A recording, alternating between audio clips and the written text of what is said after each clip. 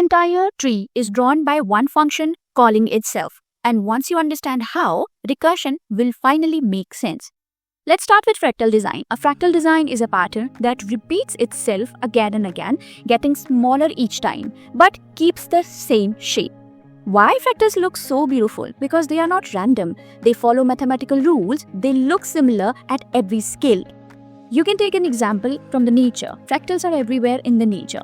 You can see tree branches, snowflakes, fern leaves, coastlines. Nature uses the same repeating rules. Alright, let's get started. I'm going to get the library. Once that is done, let's talk about the screen setup. For screen setup, I'm going to right away use the G color followed by black. Done. And then we are going to talk about the turtle tracer because I want the tree to be drawn fast. So that's why I'm using tracer. Now once that is done, let's talk about the color. I'm going to choose the line color and then width is going to be 2. Once that is done, let's talk about writing the turtle because it's really important. So hi turtle is ready. Now let's talk about the fractal tree using recursion. So I'm going to simply write using recursion. Now here when we talk about recursion, it's basically the function that calls itself, right? And it's not a normal function call. It's basically a call which happens based on a condition, right? So till the condition is not false, the recursion of the function will be there, right? Now this function really needs to be stopped. So for that we need this condition. Now what exactly will be the condition? Before that, let's create a function. Let's say fractal tree followed by the parameter that we want to pass. So I'm going to say as branch length. Now this branch length will be responsible for reducing the size of each branch every single time the turtle is moving to draw the another branch, right? Now how the function will be stopped, the recursion will be stopped when we set this condition saying that if the branch length is less than 2, you need to return. That's it, right? So this is the stopping condition of the recursion function. Now let's talk about the main branch first of all. So the main branch was only 1, so that's why we will simply use forward for that. Now once that will be done, I'm going to use the branch length variable. Now let's talk about the left branch. Now to draw the left branch, we'll have to turn the turtle towards the left direction. So let's say left followed by 30, and then we are going to simply use fractal tree branch length minus 15. Okay, so this is how we get it. Now to draw the right, all we have to do is just turn it right 60. 30 plus 60 is gonna get us in the right direction. So I'm going to simply use here branch and then let's say right.